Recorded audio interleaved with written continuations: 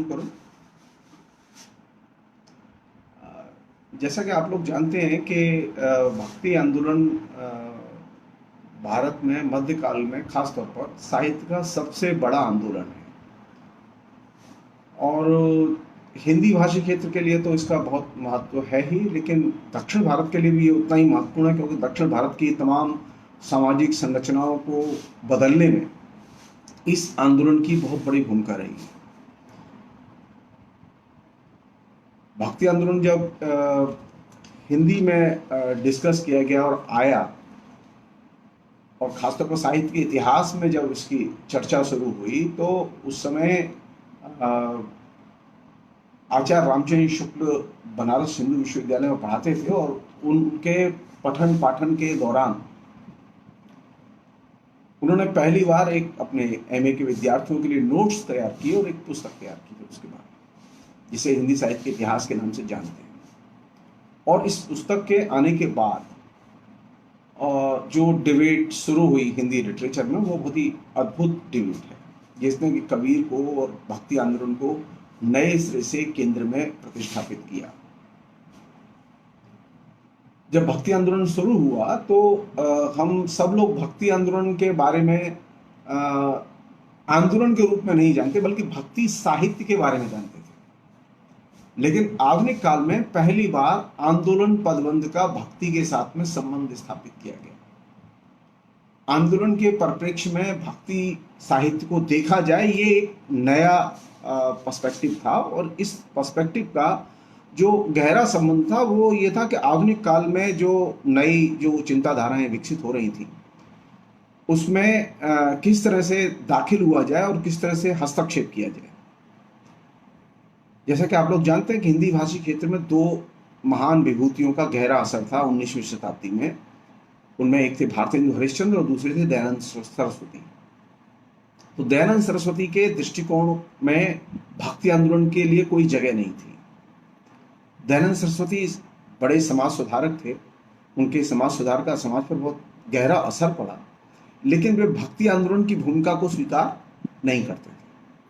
और ये वह जगह थी जहां से कि हिंदी साहित्य के इतिहासकारों की नज़र पहली बार जब इतिहास लिखने गए तो इस पहलू पर पड़ी और उन्होंने इस पर ध्यान दिया। और आचार्य रामचंद्र शुक्ल ने अपनी इतिहास दृष्टि के आधार के तौर पर, उसके बाद में आचार्य हजारी प्रसाद द्विवेदी ने अपनी इतिहास दृष्टि के आधार के तौर पर भक्ति आंदोलन के ही कवियों को चुना। और ये जो भक्ति आंदोलन के कवियों का चुनना, ये अपने आप में एक बड़ी परिघटना थी। आचार्य शुक्ल ने अपने भक्ति आंदोलन के परिप्रेक्ष्य को निर्मित करने के लिए तुलसीदास को चुना, और हजारी प्रसाद द्विवेदी ने कबीर को चुना। ये तो एक साहित्य में एक छोटी सी चीज थी जो घटित हुई, जिसने कि बड़ा एक रूप ग्रहण किया। लेकिन इससे भी बड़ी चीज थी जो कि डिबेट में है, आज भी डिबेट में है, वो ये कि भक्ति आंदोलन पर विचार करते समय क्या मध्यकाल या सामंतवाद पदबंध हमारे लिए उपयुक्त पदबंध हैं? क्या इन दो पदबंधों के जरिए हम साहित्य को, और खासतौर पर भक्ति आंदोलन के साहित्य को परिभाषित कर सकते हैं या व्याख्यायित कर सकते हैं? मेरी व्यक्तिगत राय है कि मध्यकाल और सामंतवाद, ये दो पदबंध भक्ति आंदोलन को विश्लेषित करने में हमारी मदद नहीं करते। मैं इस मामले में प्रसिद्ध इतिहासकार प्रोफेसर इरफान हबीब के दृष्टिकोण से सहमत हूं कि भक्ति आंदोलन का मूल्यांकन करते समय हमें किसान आंदोलन और कृषक विद्रोहों के संदर्भ में भक्ति आंदोलन को और भक्ति साहित्य को पढ़ना चाहिए। मध्यकाल के पूरे साहित्य को और मध्यकाल के पूरे विमर्श को पढ़ना चाहिए। उनकी बहुत फेमस किताब है भारतीय इतिहास में मध्यकाल, जिसमें उन्होंने इस पहलू की तरफ ध्यान खींचा है कि कृषक विद्रोह भक्ति आंदोलन के साहित्य की धुरी रहे हैं। क्योंकि मध्यकाल में जो वर्ग सबसे ज्यादा उत्पीड़ित था और शोषित था, वे थे किसान थे। वो दो तरह के शोषण के शिकार थे। एक तरफ शासक वर्ग का शोषण था, जमींदार थे, और दूसरे जो ताकतवर लोग थे समाज में वे थे। और दूसरी तरफ नई जो उदीयमान व्यापारिक पूंजीवाद की सत्ता थी उसका हो रहा था, उसका जो शोषण था, ये दोहरे शोषण के भी शिकार थे। और इस दोहरे शोषण में उनके लिए अपनी न्यूनतम आजीविका अर्जित करना सबसे मुश्किल था। सेकंड चीज ये कि ये चूंकि 6वीं शताब्दी में ये देखा गया कि बड़े पैमाने पर भक्ति आंदोलन के जो कवि थे वे दक्षिण भारत के आंदोलन से बहुत ज्यादा प्रभावित थे। लेकिन प्रश्न ये था कि भक्ति आंदोलन का जो दक्षिण भारत में रूप है, क्या उन्होंने लिखा है, दक्षिण का भक्ति आंदोलन मूल रूप से समतावादी था, फिर भी उसने जाति व्यवस्था अथवा उसी रूप में ब्राह्मणों के विशेषाधिकारों की भर्त्सना नहीं की। लेकिन फिर शैव आंदोलन ने एक सख्त परिवर्तनवादी और असनातनी रवैया अपनाया, जिसने भक्ति के मार्ग का अनुसरण किया तथा 13वीं सदियों के दौरान अगली पंक्ति में आया। वह आंदोलन एक क्षेत्र से दूसरे क्षेत्र में बदलता भी रहा। यानी जो दक्षिण भारत का जो भक्ति आंदोलन है और उत्तर भारत का जो भक्ति आंदोलन, उसमें एक बहुत बड़ा फर्क है। पहला बड़ा फर्क यह है कि दक्षिण भारत के भक्ति उत्तर भारत के भक्ति आंदोलन में लिखी गई। तो ये जो उत्तर भारत का जो भक्ति आंदोलन था, जिसमें कि जाति प्रथा का विरोध एक बहुत महत्वपूर्ण परिघटना थी, उस प्रतिरोध को समझने के लिए, इस मामले में उसकी नेचर को समझने के लिए, यहां कविता में जाति प्रथा का विरोध है, चेतना के स्तर पर जाति प्रथा का विरोध है, लेकिन आर्थिक जो आधार है जाति प्रथा का, उसको बदलने के लिए इस प्रसंग में प्रोफेसर हरवंश मुखिया का एक बहुत ही फेमस निबंध है, मध्ययुगीन भारत का भक्ति साहित्य एक ऐतिहासिक परिप्रेक्ष्य। ये उन्होंने 1983 में लिखा था। इसमें उन्होंने लिखा, कोट, जाति प्रथा और सामाजिक जड़ों को चुनौती नहीं दी, और ये जो विरोध था, इसके पास में कोई उस समय कोई विकल्प का नजरिया भी नहीं था। तो विकल्प के नजरिए के अभाव में जाति प्रथा का विरोध एक हद तक उसने जाति प्रथा में लचक तो पैदा की, लेकिन जाति प्रथा को खत्म नहीं किया। और यही परिणाम निकला कि कालांतर में जो लोग जाति प्रथा का विरोध कर रहे थे, वे भी जाति प्रथा में धीरे धीरे समाहित कर लिए गए और फिर जाति प्रथा डोमिनेट करने लगी। ये हिस्टोरिकल पर्सपेक्टिव, यानी जाति प्रथा का विरोध और कृषक विद्रोह, ये दो बहुत महत्वपूर्ण पहलू हैं जो कि दक्षिण भारत के किसान आंदोलन से और दक्षिण भारत के भक्ति आंदोलन से उत्तर भारत के भक्ति आंदोलन को अलग करते हैं। एक अन्य चीज जो कि और भी ज्यादा महत्वपूर्ण मुझे लगती है, वो ये कि हिंदी में जो सामान्य तौर पर बातचीत है, उस बातचीत का एक सबसे जो दिलचस्प पहलू है वो ये कि हमें इस बात पर सोचना चाहिए कि ये भक्ति आंदोलन जो है वो जब शुरू हुआ, कबीर से इसकी शुरुआत मानी जाती है, तो भक्ति आंदोलन के पहले हमारे यहां भक्ति का साहित्य क्यों नहीं मिलता? कौन सी ऐसी वजह है जिसकी वजह से भक्ति का साहित्य नहीं मिलता? इसी प्रसंग में एक अन्य पहलू है जिसको कि भक्ति आंदोलन की रचनाओं का विश्लेषण करते समय मेरी धारणा यह है कि उसे केंद्र में रखा जाना चाहिए। वो ये कि भक्ति आंदोलन के दौर में जो समाज था और जो सामाजिक संरचनाएं थी या सामाजिक समूह थे, वे अत्यंत दरिद्रता की अवस्था में जीवन यापन कर रहे थे। समाज में व्यापक स्तर पर त्रासदी घट रही थी। हमने भक्ति आंदोलन की रचनाओं का मूल्यांकन करते समय त्रासदी के पहलू को केंद्र में रख के अभी तक विचार विमर्श नहीं किया है। बड़े पैमाने पर खेतिहर मजदूर थे जो कि मजदूरी करते थे और गुजारा करते थे, लेकिन बहुत ही कष्ट में रहते थे। दूसरी चीज जिस पर कि कायदे से विचार किया जाना चाहिए वो ये कि भक्ति आंदोलन के दौर में एक खास तरह की साहित्य में स्पेशली रूढ़िबद्धता विकसित हो चुकी थी, और ये रूढ़िबद्धता बड़े पैमाने पर छाई हुई थी। रूढ़िबद्धता का सबसे पहला परिणाम ये निकला कि समाज में एक बड़ा वर्ग था जो ये सोचता था कि मौलिक विचार तो अब नहीं रचे जा सकते, अब सिर्फ भाष्य लिखा जा सकता है, टीकाएं लिखी जा सकती हैं। मौलिक विचार तो पहले जो लोग कह गए, वो पहले जमाने में जो चीज घट गई वो घट गई।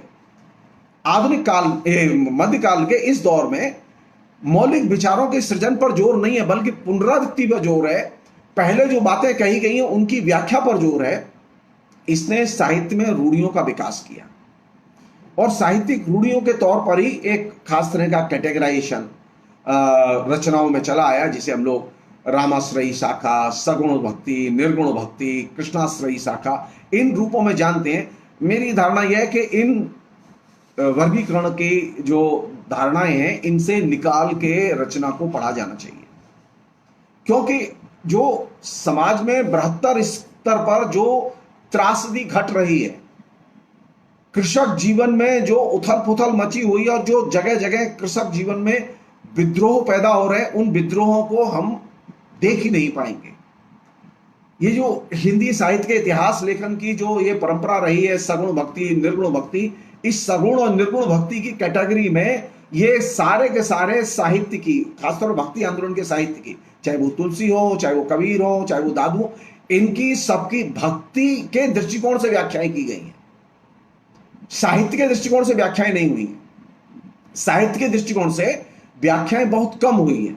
इसलिए जब हम बात करें तो भक्ति आंदोलन के संदर्भ में इस प्रश्न पर हम लोग सोचें कि भक्ति आंदोलन हमारे लिए महत्वपूर्ण है। इसलिए महत्वपूर्ण है क्योंकि हमें आधुनिक काल की बहुत सारी समस्याओं के जो बुनियादी जड़ों में जो बैठे हुए जो सूत्र हैं, जो समस्याएं, उनको खोलने का मौका मिलेगा। आधुनिक काल में हम आधुनिक क्यों नहीं बन पाए? क्योंकि हमारे यहां जाति प्रथा नष्ट नहीं हुई, और जाति प्रथा की जड़ें कहां है? मध्यकाल में। आधुनिक काल में हम तमाम किस्म की रूढ़ियों से अभी भी ग्रसित क्यों हैं? क्योंकि मध्यकालीन रूढ़ियों को, चाहे वो साहित्यिक रूढ़ियां हो, चाहे वो सामाजिक रूढ़ियां हो, चाहे वो सांस्कृतिक रूढ़ियां हो, इन रूढ़ियों के खिलाफ में हमने कोई अपना एक वैकल्पिक दृष्टिकोण विकसित नहीं किया और प्रचारित नहीं किया। तो साहित्य के मूल्यांकन के लिए, आधुनिक समाज के निर्माण के लिए यह जरूरी है कि मध्यकाल को बेहतर ढंग से खोला जाए, बेहतर ढंग से इसकी व्याख्याएं की जाए, और ये जो प्रचलित रूढ़िबद्ध धारणाएं हैं, सगुण भक्ति, निर्गुण भक्ति, ये इस कैटेगरी से साहित्य के मूल्यांकन को निकाला जाए। एक अन्य चीज जो कि ज्यादा चिंता की चीज है, वो ये कि ये जो भक्ति का जो साहित्य है जो कि उस दौर में लिखा गया, उस साहित्य में जाहिर है कि जिस भक्ति साहित्य की हम लोग बात कर रहे हैं, और कबीर की खास तौर पर, उस कबीर के ऊपर नाथों और सिद्धों के साहित्य का बहुत गहरा असर था। और नाथों और सिद्धों के साहित्य का जनता पर असर था, लेकिन विद्वानों पर असर नहीं था। जो शास्त्रज्ञ लोग थे, पंडित लोग थे, जो इंटेलेक्चुअल्स थे उस जमाने के, उन पर उनका कोई नाथों सिद्धों के साहित्य का असर नहीं था। तो नाथों और सिद्धों के साहित्य से प्रभावित कौन थे? वह जनता का हिस्सा जो कि उनको सुनता था, जो उनके संपर्क में था। इंटेलेक्चुअल्स और उनके ऊपर नाथों और सिद्धों के साहित्य का सबसे कम असर या न ही के बराबर असर था। दूसरी चीज जो कि सामान्य तौर पर सामने आती है, वो ये कि ये जो भक्ति के जो लेखक हैं, भक्ति आंदोलन के जो लेखक हैं, ये भक्ति आंदोलन के लेखक ईश्वर को क्यों केंद्र में रखते हैं? क्या वो इसलिए केंद्र में रखते हैं कि वो ईश्वर भक्त हैं और ईश्वर को मानते हैं? सतह पर तो यही लगता है कि वो ईश्वर को मानते हैं और ईश्वर भक्त हैं। लेकिन हमें एक लिटरेचर की दृष्टि से देखना होगा कि ईश्वर के पदबंध का, ईश्वर के नाम का, ईश्वर के प्रतीक का वे इस्तेमाल करते हैं। ईश्वर किस रूप में उनके यहां आता है? प्रेम के प्रतीक के रूप में आता है। और ये एक ऐसा डायमेंशन है जिसके बारे में कम से कम चर्चा होती है। तो हमारे यहां भक्ति आंदोलन के कवि और भक्ति आंदोलन के कवियों की रचनाओं में जो ईश्वर है, वो ईश्वर फिर वो अंत में वो पूरे के पूरे धर्म और धर्म से जुड़ी हुई संरचनाओं का हिस्सा बन जाता है, और एक उस धर्म के इंस्टीट्यूशन का हिस्सा बन जाता है, जबकि लेखक ईश्वर का प्रेम के प्रतीक के तौर पर इस्तेमाल करते हैं। और ये जो प्रेम के प्रतीक के तौर पर ईश्वर का इस्तेमाल, ये अपने आप में एक नई चीज है। इसे हमें बल्कि ईश्वर के रूप में न देख के प्रेम के प्रतीक के तौर पर देखना चाहिए। तभी हम इस साहित्य को साहित्य के दृष्टिकोण से व्याख्यायित कर सकेंगे। अन्यथा तो यह है कि भक्ति साहित्य को और भक्ति आंदोलन को धार्मिक साहित्य और धार्मिक आंदोलन में कन्वर्ट किया जा चुका है बहुत पहले ही। अगर ईश्वर प्रेम का प्रतीक है तो ईश्वर का संबंध और ईश्वर को केंद्र में रख के लिखी गई रचनाओं का संबंध सभी जाति सभी धर्म के मानने वालों से है। ये ईश्वर वो पूजा की चीज नहीं है, वो मंदिर वाला ईश्वर नहीं है। ये दिमाग से हम लोग निकाल दें। ये ईश्वर धार्मिक उपासना वाला ईश्वर नहीं है। ये ईश्वर वह है जो कि प्रेम का प्रतीक है। और ये बात सबसे पहले जिसने हाईलाइट की, उनका नाम था आचार्य अजायब चंद द्विवेदी। तो हमने क्या किया कि हमने एक जो आलोचना विकसित की, उस आलोचना को विकसित करते समय हमने ये सोचा ही नहीं कि ये जो ईश्वर का प्रतीक है, ये इसका रियल मीनिंग क्या है। हमने ये मान लिया कि ये भगवान है, हमने ये मान लिया कि ईश्वर की सत्ता का प्रतीक है। नहीं, ये प्रेम के प्रतीक के तौर पर ईश्वर के पदबंध का भक्ति आंदोलन के कवि अपनी रचनाओं में इस्तेमाल करते हैं। और यही वजह है कि भक्ति आंदोलन के कवियों की रचनाएं साधारण जन में सबसे ज्यादा जनप्रिय हुई, क्योंकि वे ईश्वर के बहाने जो प्रेम जिसका वो प्रदर्शन करते हैं, उसमें वे मनुष्य के सामान्य रूपों की चर्चा करते हैं। और जब वे मनुष्य के सामान्य रूपों की चर्चा करते हैं तो वे भेदभाव को साहित्य से एकदम बेदखल कर देते हैं। तो ये जो भक्ति आंदोलन के जो कवि हैं, जो भक्ति आंदोलन का परिप्रेक्ष्य बना रहे हैं, ये भक्ति आंदोलन के कवि मूल तो ईश्वर, मैं जिस पर ध्यान दिलाना चाहता हूं ये कि अभी बहुत बड़ी डिबेट है नए आलोचकों में, और वे ईश्वर के नाम को देख के, राम के नाम को देख के, कृष्ण के नाम को देख के वो भड़कते हैं। वे ये भूल जाते हैं कि ये जो ईश्वर का नाम है, ये सिर्फ नाम भर है। असल में इसमें प्रेम का तत्व सबसे महत्वपूर्ण और निर्णायक तत्व है। और यही वह तत्व है जो कि समाज में इनकी रचनाओं की जनप्रियता को आज तक बरकरार रखे हुए। एक अन्य चीज जो कि ज्यादा महत्वपूर्ण चीज है वो ये कि साहित्य में जब लेखकों ने, भक्ति आंदोलन के कवियों ने लिखना शुरू किया, तो साहित्य की सृष्टि करते समय उन्होंने एक चीज को बहुत महत्वपूर्ण माना, यानी जिसे हम लोग कहते हैं ना, आज हमारा धर्मनिरपेक्ष समाज है।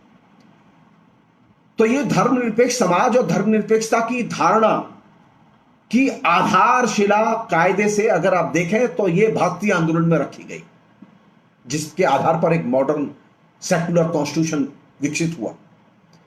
भक्ति आंदोलन के कवि पहले कवि थे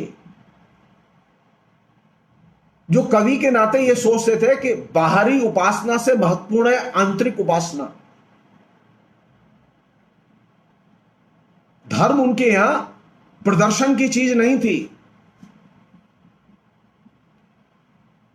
धर्म और उपासना उनके यहां आंतरिक चीज थी, यानी एक निश्चित तौर पर एक ऐसी चीज जो कि समाज के परिवर्तन में और मनुष्य के परिवर्तन में केंद्रीय भूमिका अदा करे। पहली बार भक्ति आंदोलन के कवियों ने धर्म और व्यक्ति के बीच में एक ऐसा अंतर पैदा किया कि अब धार्मिक उपासना क्या है, वह आंतरिक उपासना की चीज है। यानी धर्म को व्यक्तिगत बनाने का काम सबसे पहले जिन लेखकों ने किया वे थे कवि, भक्ति आंदोलन के कवि। और वहीं से, यानी आज जब हम ये कहते हैं ना कि धर्म एक व्यक्तिगत मसला है, धर्म का राजनीति से संबंध नहीं होना चाहिए, धर्म का संस्कृति से संबंध नहीं होना चाहिए, धर्म का परंपरा से संबंध नहीं होना चाहिए, हम बार बार इस बात को रेखांकित करते हैं। ये चीज सबसे पहले इसकी नींव रखी भक्ति आंदोलन के कवियों ने, और शुरुआत की इस बात से कि धर्म जो है वो आंतरिक उपासना की चीज है, वो बाह्य प्रदर्शन की और बाह्य जरूरत की चीज नहीं है। तो ये जो इसने क्या किया कि जो जब धर्म को आपने आंतरिक बना दिया, तो उसने भेदभाव के आधार पर जो धर्म का प्रचार और प्रसार उस जमाने में हो रहा था, उसको सीधे सीधे चुनौती दी। और ये एक नया परिवर्तन था। भेदभाव को आज भी चुनौती दी जा सकती है, बशर्ते कि हम धर्म को व्यक्तिगत बना दें। लेकिन हमारी तो मुश्किल यह है कि हम कोई भी धार्मिक क्रिया पब्लिक परफॉर्मेंस के बिना, पब्लिक को दिखाए बिना हम करते ही नहीं है। जो भक्ति आंदोलन के कवि जो सबसे बड़ा जो महत्वपूर्ण काम उन्होंने किया सेकुलराइजेशन के लिए, धर्मनिरपेक्षीकरण के लिए, भारत के धर्मनिरपेक्षीकरण के लिए, वो ये था कि उन्होंने धर्म को व्यक्तिगत मसला बनाया। और ये उस दौर की सबसे बड़ी और महान उपलब्धि है, जिसके आधार पर कालांतर में धर्मनिरपेक्षता के दृष्टिकोण का विकास हुआ और धर्मनिरपेक्ष संविधान का जन्म हुआ। दूसरी एक चीज और वो ये कि ये जो धर्मनिरपेक्षता है और ये धर्मनिरपेक्षता के साथ में जुड़ा हुआ जो भक्ति काल का जो पूरा का पूरा परिप्रेक्ष्य है, वह धर्मनिरपेक्षता एकदम निरर्थक है जो कि सामान्य जन की त्रासदी को नोटिस न ले। भक्ति आंदोलन के कवियों की कविताओं में, वो चाहे निर्गुण के हो चाहे वो सगुण के हो, उनकी कविताओं के केंद्र में, जैसा कि मैंने आपसे कहा कि आम जनता के जीवन की त्रासदी और उसका चित्रण बार बार रेखांकित हुआ है। हमने ये कभी सोचा ही नहीं कि ये जो उल्लास है, ये जो आनंद है, ये उल्लास और आनंद क्यों है। हमने ये सोचा ही नहीं, मसलन हमने ये सोचा ही नहीं कि मीरा की कविता के पीछे रेगिस्तान की कोई भूमिका है या नहीं। हम ये बात विचार करने के लिए तैयार नहीं है, जबकि वास्तविकता यह है कि रेगिस्तान की पृष्ठभूमि के बिना आप मीरा की कविता को पढ़ नहीं सकते। लेकिन हमारे यहां भी तो पढ़ाई नहीं हुई है। हमारे यहां तो जो राजस्थान के जो लेखक हैं, प्रोफेसर हैं, आलोचक हैं, वे अभी रेगिस्तान और कविता के अंतर संबंध को देखते ही नहीं है।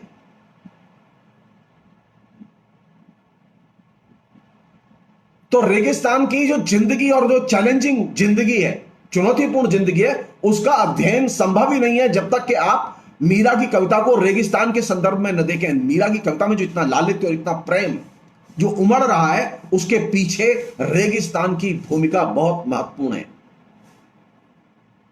हम में से अधिकतर लोग जो आलोचक हैं और साहित्य की जिनके पास में बहुत सारी जिम्मेदारियां हैं, वे इस बात को महसूस ही नहीं करते। तो अगर भक्ति आंदोलन में हमें प्रवेश करना है और खासतौर पर मीरा के जरिए प्रवेश करना है, तो हमें यह देखना होगा कि मीरा की कविता का रेगिस्तान से क्या संबंध बनता है। और इस संदर्भ में मैं चाहूंगा कि वे लोग जो लोग पढ़ते पढ़ाते हैं या विद्यार्थी हैं, जो शिक्षक हैं, वे लोग बाइबल के संदर्भ में जिस तरह से रेगिस्तान के साथ उसके रिश्ते को जोड़ के व्याख्याएं की गई हैं, मूल्यांकन की गया, उनसे सीखें। सो भक्ति आंदोलन का परिप्रेक्ष्य बनाते समय आपके पास में अनेक कवि हैं और उन कवियों का अलग अलग संदर्भ है।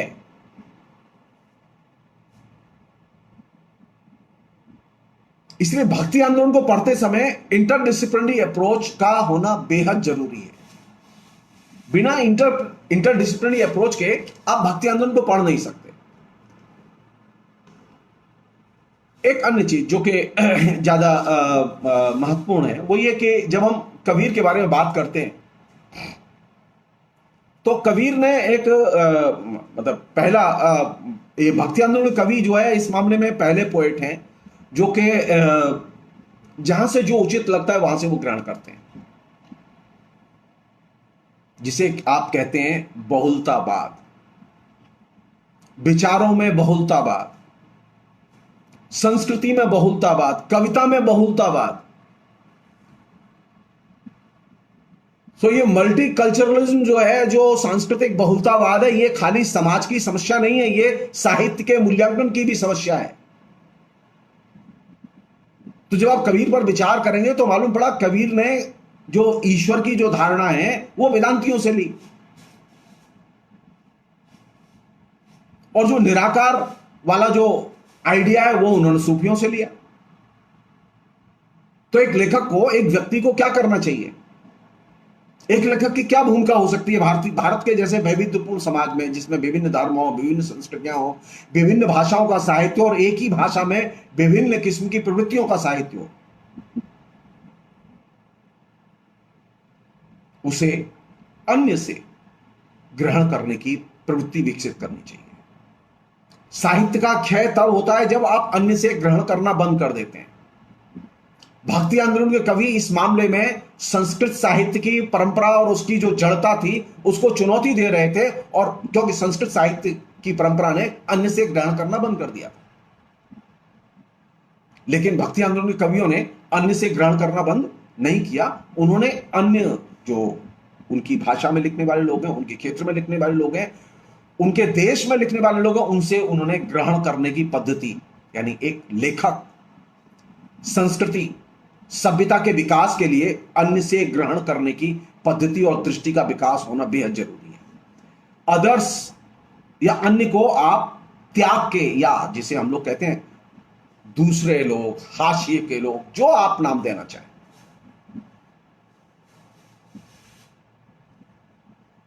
और जब आप लिखते हैं तो कबीर का लेखन की जो सबसे बड़ी ब्यूटी है वो क्या है? वो कबीर इसलिए नहीं लिखते थे कि उनको अपने को कवि के तौर पर स्थापित करना था। कबीर इसलिए नहीं लिखते थे कि उन्हें अपने को एक भक्त कवि के तौर पर स्थापित करना था, बल्कि उनके लिखने के पीछे सबसे बड़ी चीज यह थी कि जो उनकी कविता पढ़े, खासतौर पर निम्न श्रेणी के लोग, जो उनकी कविता पढ़े उसके अंदर आत्मगौरव का भाव पैदा हो। साहित्य की यह सबसे बड़ी भूमिका है कि साहित्य पढ़ते समय, वो आप चाहे जिस लेखक का साहित्य पढ़ें, तो मध्यकाल के कवियों ने, खासतौर भक्ति काल के कवियों ने जिस चीज को क्रिएट किया वो ये था कि साहित्य पढ़ते समय, साहित्य सुनते समय, क्योंकि उस समय तो किताबें थी नहीं, उस समय साक्षरता भी उतनी नहीं थी, तो साहित्य लोग सुनते थे, कविताएं सुनते थे जाके। तो साहित्य सुनने वाले, साहित्य पढ़ने वाले उन लोगों के बीच में, और खासतौर पर निम्न श्रेणी के लोगों के बीच में जो अशिक्षित हैं, एक तरह से बहुत गरीबी और दरिद्रता में रहते हैं, संस्कृति दूर दूर तक उनके पास नहीं है, ऐसे लोगों के अंदर आत्मगौरव का भाव, एक लिटरेरी सेंस, एक साहित्य बोध कैसे पैदा किया जाए, साहित्य के प्रति आकर्षण कैसे पैदा किया जाए, यह बुनियादी लक्ष्य था जिसको केंद्र में रख के उन्होंने कविताएं लिखी। उन्होंने इसलिए कविताएं नहीं लिखी कि उन्होंने निराकार ब्रह्म की उपासना के लिए, भक्ति आंदोलन के कवियों ने इसलिए कविताएं नहीं लिखी कि उन्होंने राम और कृष्ण को जनप्रिय बनाना था। जी नहीं, साहित्य की कविताएं लिखी गई, साहित्य की रचनाएं लिखी गई इसलिए कि जो साधारण लोग हैं उनके अंदर साहित्य बोध पैदा हो और उनके अंदर आत्म गौरव का भाव पैदा हो। और यह आत्मगौरव का भाव जब पैदा होता है तो व्यक्ति के अंदर आगे बढ़ने की इच्छा और आकांक्षा पैदा होती है। एक वह समाज जो कि मुगलों के शासन में था, अनेक जुल्म हुए मुगलों के शासन में, विभिन्न किस्म के अत्याचार हुए मुगलों के शासन में, लोगों के अंदर गहरी निराशा और हताशा थी। उस गहरी निराशा और हताशा से लोगों को निकालने में भक्ति आंदोलन के कवियों की ये जो भूमिका है, हमारे जो लोग हैं वे जो तर्क देते रहते हैं, वो कृष्ण और राम के नाम पर और दूसरों के नाम पर जो तर्क देते रहते हैं, वे इस भूमिका को समझते ही नहीं है कि साहित्य की भूमिका राम को प्रतिष्ठित और कृष्ण को प्रतिष्ठित करने की नहीं थी। साहित्य की भूमिका जाति प्रथा को भी प्रतिष्ठित करने की नहीं थी। साहित्य की भूमिका थी साहित्य बोध पैदा करने की और आत्म गौरव पैदा करने की, जिससे कि वे हताशा के भाव से निकलें। ये जो डिप्रेशन का भाव समाज में था कि अब कुछ नहीं हो सकता, चीजें बदल नहीं सकती, एक ऐसे दौर में जब भयानक अकाल पड़ रहे हो, भयानक गरीबी हो, चारों तरफ दमन और शोषण हो, वहां लोगों को हताशा के भाव से निकालने में भक्ति आंदोलन के कवियों की कविता की बहुत महत्वपूर्ण भूमिका थी। और इसकी हम लोग बात नहीं करते कभी भी। एक अन्य पहलू है जिस पर कायदे से ध्यान देना चाहिए, वो ये कि भक्ति के 3 बहुत महत्वपूर्ण पहलू थे। एक था कर्म, दूसरा था ज्ञान और तीसरा था भक्ति। अब समस्या ये थी कि ये जो भक्ति आंदोलन के जो कवि हैं, ये इन 3 में से क्या चुनते हैं। तो हमारे भक्ति आंदोलन के कवियों ने भक्ति को चुन लिया, उन्होंने कर्म और ज्ञान को छोड़ दिया, और भक्ति के लिए भी उन्होंने इंपॉर्टेंट भक्ति को न बना के प्रेम को बनाया। तो इसलिए भक्ति आंदोलन का विचार करते समय ये चीज ध्यान रखें कि भक्ति आंदोलन में 2 एलिमेंट सबसे प्रमुख है, खासतौर पर उत्तर भारत के भक्ति आंदोलन में, प्रेम और ज्ञान। कर्म छूट गया उनसे। और ये जो प्रेम और ज्ञान का जो रूप है, ये विभिन्न किस्म के रचनाकारों में अलग अलग तरीके से व्यक्त हुआ है। मेरी व्यक्तिगत राय है कि कर्म के छूटने से यहाँ के समाज में जो परजीवीपन था, वो परजीवीपन को चुनौती नहीं दी जा सकी। परजीविता को चुनौती देने के लिए, मातहत भाव को चुनौती देने के लिए जरूरी था कर्म के सिद्धांत को, कर्म के रूप को केंद्र में लाना। कर्म के रूप को अगर केंद्र में लाए होते तो ये जो त्रिकोण बनता है कर्म, ज्ञान और भक्ति का, ये त्रिकोण बड़ा प्रभावशाली त्रिकोण होता है। तो हमारे यहां ये जो भक्ति आंदोलन है और भक्ति आंदोलन का जो दबाव है, वो दबाव किस पर है? वो दबाव इस पर है किस तरह से प्रेम को बचा के रखा जाए। आप कल्पना कीजिए, अंग्रेज मुगलों के शासन में किस तरह के जुल्म हो रहे थे, किस तरह के नुकसान हो रहे थे, और इसके बावजूद ईश्वर के नाम पर, ईश्वर के बहाने प्रेम की सत्ता को बचाए रखने की, और हिंदू, मुस्लिम और तमाम जो जातियां थी उनके बीच में आपसी सद्भाव, प्रेम बना रहे, इसे बचाए रखने में सबसे बड़ी भूमिका अदा की भक्ति आंदोलन के साहित्य ने। आप ये भूल जाइए कि लेखक किस जाति का था, आप भूल जाइए लेखक किस भगवान को मानता था, आप ये भूल जाइए कि उसका कौन गुरु था, आप ये भी भूल जाइए उसने किस जाति के बारे में क्या लिखा था। आप ये सिर्फ ध्यान रखिए कि उसने पूरे के पूरे समाज को हताशा के गर्व से निकाल के बाहर उल्लास के वातावरण में खड़ा किया। और ये साधारण काम नहीं था। हमारे यहां तो आजकल एक साधारण सा लड़का डिप्रेस हो जाता है तो उसके डिप्रेशन को दूर नहीं कर पाते परिवार के लोग, डिप्रेशन को दूर नहीं कर पाते डॉक्टर लोग, महीनों इलाज कराते हैं। आप सोचिए उस समाज को, जिस समाज में भयानक त्रासदियां घट रही हो, जगह जगह कृषि विद्रोह हो रहे हो, वहां लगातार दमन चक्र चल रहा हो और लोगों को गरीबी में रहना पड़ रहा हो, वह कितना डिप्रेशन होगा। एक अन्य पहलू जिस पर के कायदे से विचार करने की जरूरत है, वो ये कि ये जो आज जैसे टीचर्स डे है, एक और चीज है जो कि मैं शेयर करना चाहता हूं आप लोगों से, जो कि मुझे लगती है बहुत जरूरी है। वो ये कि भक्ति आंदोलन पर विचार करते समय ये जो गुरु नाम का जो पदबंध है, ये बहुत महत्वपूर्ण पदबंध है। ये गुरु का जो कॉन्सेप्ट है बहुत महत्वपूर्ण कॉन्सेप्ट है, और इस कॉन्सेप्ट का सबसे ज्यादा जिसे कहें कि विकृतीकरण ट्रेडिशन में हुआ है। गुरु का मतलब ये नहीं है कि वो कोई पोस्ट होल्ड करता हो, कोई किसी मठ का वो संत हो, महंत हो, या वो किसी विश्वविद्यालय का प्रोफेसर। गुरु का मतलब ये नहीं है। भक्ति आंदोलन के कवियों ने जिसे गुरु माना और जिसे सीखने पर जोर दिया, वो किस तरह के व्यक्ति को गुरु मानते थे? बोले गुरु वह है जिसके पास में अधिक तत्व होते हैं। कोई भी व्यक्ति हो सकता है, जो कि मान लो मैं जैसे सिलाई का काम नहीं जानता, तो जो सिलाई का काम जानता है वो मेरा गुरु हो सकता है। जैसे मैं और दूसरे कारीगरी का काम नहीं जानता, गुरु वह है जो इसके पास में अधिक तत्व हों, और चेला वह जिसके पास कम तत्व हों। चेला वही हो सकता था। तो हमारे यहां भी क्या स्थिति है कि जो चेला है जिसके पास में कम तत्व है, जिसके पास कम नॉलेज है, तो गुरु कौन हो सकता है? एक साधारण गृहिणी भी एक गुरु हो सकती है, क्योंकि वो तमाम किस्म की बहुत सारी ऐसी चीजें जानती है जिन्हें हम नहीं जानते। एक साधारण व्यक्ति जो कि सामान्य सफाई कर्मचारी है, वह भी हमारा गुरु हो सकता है, क्योंकि वह बहुत सारी ऐसी चीजें जानता है जिन्हें हम नहीं जानते। तो गुरु गोरखनाथ ने जिस चीज पर सबसे महत्वपूर्ण जोर दिया, जिसने कि आकर्षित किया लोगों को, वह यह था कि गुरु वह हो सकता है जो अधिक जानता हो। तो एक अच्छे गुरु की खूबी क्या है? अच्छे गुरु की खूबी है कि जो लोग कम जानते हैं उनको वह अपने बराबर लाके खड़ा करे। वो भेद नहीं करता, गुरु के यहाँ भेद नहीं होता, ज्ञान में भेद नहीं होता। तो भक्ति आंदोलन के कवियों ने गुरु की जो सत्ता और महत्ता पर जो जोर दिया वो इसलिए दिया, गुरु वे उसे मानते थे जो चेले से अधिक जानता हो। और टॉल्स्टॉय के शब्दों को उधार लेके कहूं तो अच्छा गुरु वह है जो कि गुरु और शिष्य के बीच में भेद ही न रहने दे, ज्ञान के बीच में। तो शिष्य की कोशिश ये होती है किस तरह से गुरु के समान ज्ञान अर्जित किया जाए।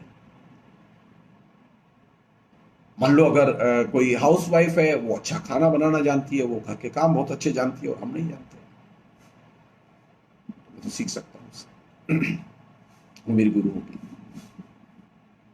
गुरु कोई भी हो सकता है, उसके लिए किसी पद की, किसी खास स्थिति की जरूरत नहीं है। हर व्यक्ति में गुरु के संभावनाएं होती हैं। कृषि का काम महत्वपूर्ण काम है, हम मध्यवर्ग के लोग नहीं जानते, लेकिन जो किसान है वो जानता है कब पानी देना है, कब क्यारी कैसे बननी है, खेत कैसे बनना है, बीज कैसे बोया जाना है, यह उसकी नॉलेज का हिस्सा है। तो मुझे अगर किसानी करनी है तो मुझे उसके पास जाके सीखना होगा। तो गुरु वह जो कि अधिक जानता है, और वही चीज वो कोई जिसे कहेंगे रिलीजियस पहचान का हिस्सा नहीं था। एक अन्य चीज वो ये कि भक्ति आंदोलन के कवियों ने इस बात पर जोर दिया कि गुरु से सीखने के बाद यह जरूरी नहीं है कि शिष्य गुरु के पीछे भटकता फिरे। अगर गुरु से कोई चीज सीख ली है तो वो स्वतंत्र है, वो जहां इच्छा हो जाए, जैसे इच्छा हो रहे। इसलिए आप देखेंगे कि अभी भी वो जो नींव डाली थी नॉलेज की, वो अगर शिष्य चाहे तो गुरु के साथ रह सकता है, उसे अच्छा लगता है, और अगर न जचे उसे तो वो अकेला रह सकता है, वो जा सकता है छोड़ के। आज भी हजारों विद्यार्थी पढ़ाए हम लोगों ने लेकिन हम नहीं जानते वो कहां गए, क्योंकि ये जो परंपरा जो भक्ति आंदोलन ने विकसित की, वो ये कि गुरु का काम ये नहीं है कि वो ज्ञान देता है तो अब शिष्य का काम यह है कि वो गुरु के पीछे भटकता फिरे। जी नहीं, बल्कि वह उसे अच्छा लगे तो गुरु के साथ रहे, और अच्छा ना लगे तो गुरु के साथ न रहे, अकेले रहे। तो गुरु वह जो कि अधिक जानता हो, जो भी चीज है उसके बारे में। वो हलवाई भी हो सकता है, वो किसान भी हो सकता है, वो गृहिणी भी हो सकती है, वो एक साधारण विद्यार्थी भी हो सकता है। अब मैंने अपने इंटरनेट की बहुत सारी चीजें अपने तमाम विद्यार्थियों से सीखी, वो मेरे गुरु हैं। तो नॉलेज का एरिया, ज्ञान का एरिया, उसमें कोई कास्ट नहीं होती, उसमें कोई धर्म नहीं होता। एक अन्य चीज जो कि बहुत मूल्यवान चीज है, जो कि भक्ति आंदोलन ने दी, वो ये कि भक्ति आंदोलन के कवियों की जो सबसे बड़ी विशेषता थी, जो कि सामान्य व्यक्ति के लिए बहुत जरूरी है, साहित्य के लेखक के लिए बहुत जरूरी है, वो ये मन की दृढ़ता और शुद्धता। हजारी शाह द्विवेदी ने इस बात को नाथ सिद्ध संप्रदाय के रचनाकारों के संदर्भ में व्याख्या करते समय इस पहलू को ध्यान खींचा है, क्योंकि ये चीज बड़े पैमाने पर भक्ति आंदोलन को प्रभावित किए हुए थी। तो भक्ति आंदोलन के कवियों की जो केंद्रीय विशेषता है, अगर मुझसे पूछें तो वो क्या है? मन की दृढ़ता और शुद्धता। क्या सीखना चाहिए मुझे भक्ति आंदोलन के कवियों से? मन की दृढ़ता और शुद्धता। अभी सारे लोग परेशान है, हाथ कैसे धोएं, मुंह कैसे धोएं, सफाई कैसे रखें। भक्ति आंदोलन के कवि ये चीज जानते थे और उस पर जोर देते थे, और वे जिस चीज के लिए कमिटेड थे उस पर अडिग रहते थे। थर्ड चीज जिस पर के बहुत जोर दिया है भक्ति आंदोलन के कवियों ने, वो ये कि जो भी कुछ बोले सोच समझ के बोले। बिना सोचे समझे बोलने वाले को भक्ति आंदोलन में कोई जगह नहीं थी। तो भक्ति आंदोलन के कवि जब भी कुछ बोलते थे, जब भी कुछ लिखते थे, तो सोच समझ के लिखते थे। और जिस चीज से वो नफरत करते थे, अगर वो चीज हम लोग सीख लें तो बहुत ही अच्छा। वो अहंकार से नफरत करते थे। भक्ति आंदोलन के कवियों में, सभी कवियों में ये चीज कॉमन है कि वे अहंकार से नफरत करते थे। किसी भी कवि में कोई अहंकार नहीं था। उनके लिए सबसे अच्छा मनुष्य कौन? जो सहज व्यवहार करे। और जो सबसे मूल्यवान चीज है आज के लिए, भक्ति आंदोलन के लिए तो थी, आज के लिए और भी ज्यादा मूल्यवान चीज है, क्योंकि आज हम सबसे ज्यादा बेचैनी की स्थिति में हैं। भक्ति आंदोलन की चौथी सबसे महत्वपूर्ण चीज थी भक्ति आंदोलन के कवियों की, वह था धैर्य। धैर्य के बिना आप कोई चीज अर्जित नहीं कर सकते। अभी क्या है कि हम लोग बहुत जल्दी अधीर होते हैं। तो भक्ति की, साहित्य की आलोचना से जो चीज निकलती थी वो ये थी मन की दृढ़ता, शुद्धता, सोच समझकर बोलने की आदत, अहंकार का निषेध और धैर्य। और अगली चीज कि लेखक को या व्यक्ति को प्रलोभनों से दूर रहना चाहिए। हम लोग तो छोटे छोटे प्रलोभन में आ जाते हैं। और जो चीज सबसे प्रधान है, जो कि कबीर में भी है, दूसरे लेखकों में भी है, वो क्या है? कथनी और करनी के बीच में गैप नहीं होना चाहिए। आचरण की प्रधानता। अगर कथनी और करनी में से चुनना पड़े लेखक के, तो हमें आचरण को देखना चाहिए। अगर कबीर का मूल्यांकन करना है, तुलसी का मूल्यांकन करना है, तो हम तुलसी के, कबीर के, भक्ति आंदोलन के कवियों के आचरण को देखें, कथनी को नहीं। हमारे यहां बहुत सारे लोग जो हैं वे कथनी में जो उनके सेंटेंस मिलते हैं उसको लेकर युद्ध करते रहते हैं। भक्ति आंदोलन के कवियों में यूनानिमिटी है, एक तरह से एक समग्र दृष्टि से वो ये सोचते हैं और मानते हैं कि लेखक का आचरण महत्वपूर्ण है और आचरण की दृष्टि से उसका मूल्यांकन किया जाना चाहिए, न कि कथनी की दृष्टि से।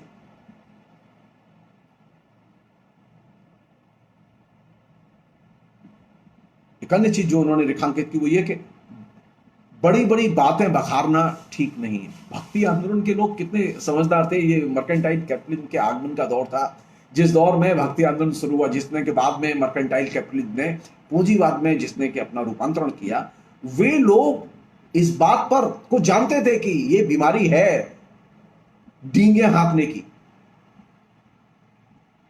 तो वे इस बात पर जोर देते हैं भक्ति आंदोलन के कवि कि बड़ी बड़ी बातें बखारना उचित नहीं है।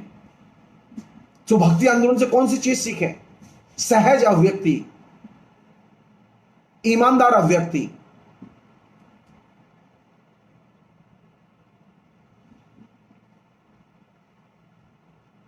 एक अन्य चीज और आखिरी चीज इस पूरे प्रसंग में, वो ये कि भक्ति आंदोलन का जो मूल्यांकन आप पढ़ने जाएंगे तो एक बहुत ही इंटरेस्टिंग चीज मिलेगी आपको, जिस पर के पता नहीं कैसे ध्यान नहीं गया लोगों का। ये दौर है जिसमें कि दलित साहित्य खूब लिखा जा रहा है।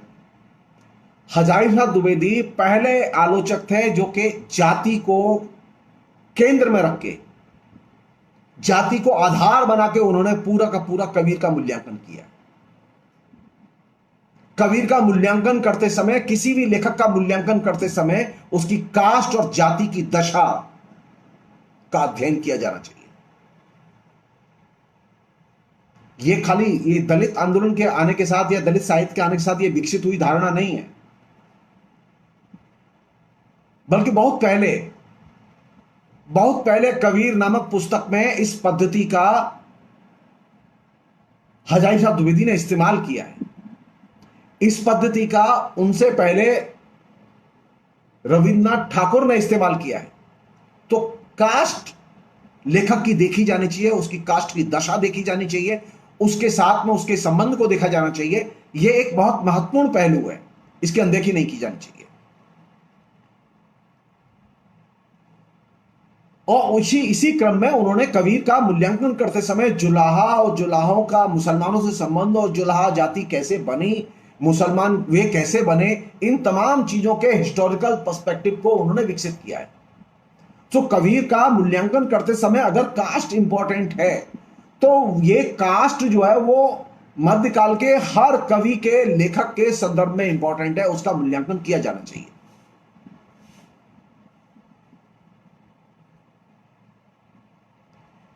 दूसरी चीज जिस पर कि भक्ति आंदोलन के प्रसंग में बात की जानी चाहिए वो ये कि स्त्रियों के लेखन के बिना भक्ति आंदोलन का कोई परिप्रेक्ष्य नहीं बनता। भक्ति आंदोलन में सिर्फ पुरुष लेखक ही नहीं थे, स्त्री लेखिकाएं भी थीं। अगर अगर ये मान लिया जाए, जैसा कि प्रमाण बताते हैं, भक्ति आंदोलन की शुरुआत उमा पार्वती नाम की दो लेखिकाओं से हुई। स्त्रियों ने भक्ति आंदोलन की शुरुआत की, पुरुषों ने नहीं। और अगर कबीर को आप भक्ति आंदोलन की शुरुआत करने वाले कवियों में मान लेते हैं, पहला कवि मान लेते हैं, तो कबीर जाति से जुलाहा थे और मुसलमान भी थे। तो भक्ति आंदोलन की शुरुआत किससे हुई?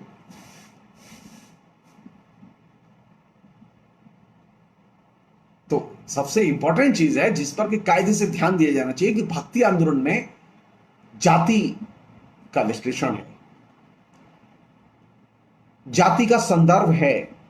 भक्ति आंदोलन में स्त्री है और स्त्री के संदर्भ से लिखी गई रचनाएं भी हैं, बड़ी संख्या में रचनाएं हैं।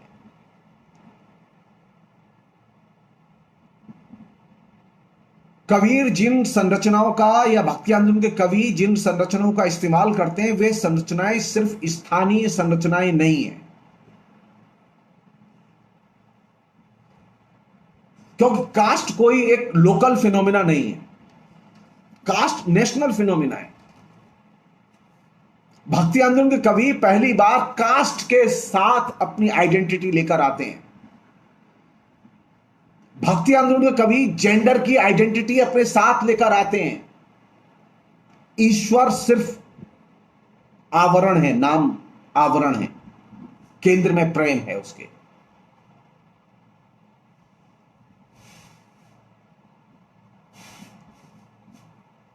अंत में भक्ति आंदोलन के जो कवि और खासतौर पर कबीर वगैरह, कबीर जिस जाति से आते हैं वे तमाम लोग ट्राइबल कम्युनिटी से हिंदुस्तान में उनका बहुत बड़ा हिस्सा रहता है। पिछड़ी जाति, निम्न जाति, आदिवासी जाति, स्त्री, मुसलमान, कौन लोग हैं ये लोग जो कि साहित्य की इन्होंने सबसे सुंदर आधारशिला रखी? ये वे लोग हैं जो कि एकदम अनपढ़ थे, कम से कम शिक्षित थे। उन लोगों ने जो सबसे महत्वपूर्ण और मूल्यवान साहित्य दिया, जिसने पूरे के पूरे हिंदुस्तान को, हिंदुस्तान में आज कोई भी व्यक्ति, हिंदुस्तान का संविधान आपको यह गारंटी देता है कि आप जाति प्रथा को न माने, इस जाति प्रथा को न माने, जाति भेद को न माने, लिंग भेद को न माने। इन चीजों की आधारशिला सबसे पहले भक्ति आंदोलन के कवियों ने रखी। भक्ति आंदोलन का सबसे बड़ा महत्व यह है कि उसने पहली बार साहित्य की भूमिका को नए तरीके से परिभाषित किया। नए तरीके से परिभाषित, साहित्य में रूढ़ियों की कोई जगह नहीं है। भक्ति आंदोलन का साहित्य रूढ़ियों का निषेध करता है, जबकि संस्कृत साहित्य में रूढ़ियां प्रचलन में थीं। तो भक्ति आंदोलन के साहित्य में पहली बार नए नए विषय दाखिल होते हैं। हर लेखक अपने अपने तरीके से नए विषय उठाता है। वहां समलैंगिकता के विषय भी हैं, वहां नागरिक अधिकार के विषय भी हैं, वहां धर्मनिरपेक्षता से जुड़े हुए दृष्टिकोण और उसके विषय भी हैं, वहां ईश्वर की उपासना से जुड़े हुए पहलू भी हैं। तो भक्ति आंदोलन के कवियों का जो कैनवास है वो बहुत बड़ा है। और उसका लक्ष्य क्या है? उसका लक्ष्य है कि किसी भी तरह से जो साधारण मनुष्य है उसके अंदर साहित्य बोध पैदा किया जाए। साहित्य बोध पैदा किए बिना आप साहित्य को बचा नहीं सकते। हमारे यहां अभी स्थिति है कि भक्ति आंदोलन की परंपरा में तो हम जाना चाहते हैं, भक्ति आंदोलन की परंपरा से जुड़ना चाहते हैं, लेकिन हम साहित्य बोध पैदा किए बिना, लिटरेरी सेंस पैदा किए बिना, साहित्यिक आकर्षण पैदा किए बिना, और साहित्यिक बोध और साहित्यिक आकर्षण की शर्त है कि साहित्य मन में उदात्त की सृष्टि करे। भक्ति आंदोलन के कवियों की रचनाओं का यह क्रक्स है, बुनियादी आधार है कि वे उदात्त की सृष्टि करती हैं। और ये जो उदात्त की सृष्टि है ये सारे परिवर्तन की धुरी है और साहित्य के परिवर्तन की भी धुरी है। वहां धर्म इंपॉर्टेंट नहीं है, वहां जाति इंपॉर्टेंट नहीं है, बल्कि इंपॉर्टेंट है मनुष्य के अंदर उदात्त भावों की सृष्टि करना।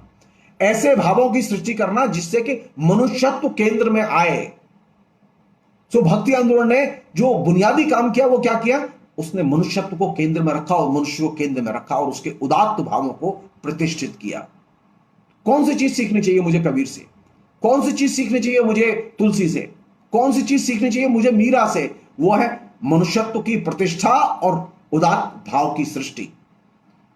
और इसका लक्ष्य होगा लिटरेरी सेंस, साहित्य बोध कैसे पैदा किया जाए। एक साधारण आदमी के अंदर जो शिक्षा से कोसों दूर है, उसके अंदर साहित्य बोध कैसे पैदा किया जाए। तो साहित्य बोध की सृष्टि, उदात्त भाव की सृष्टि और मनुष्यत्व की प्रतिष्ठा, ये इसके केंद्र में है।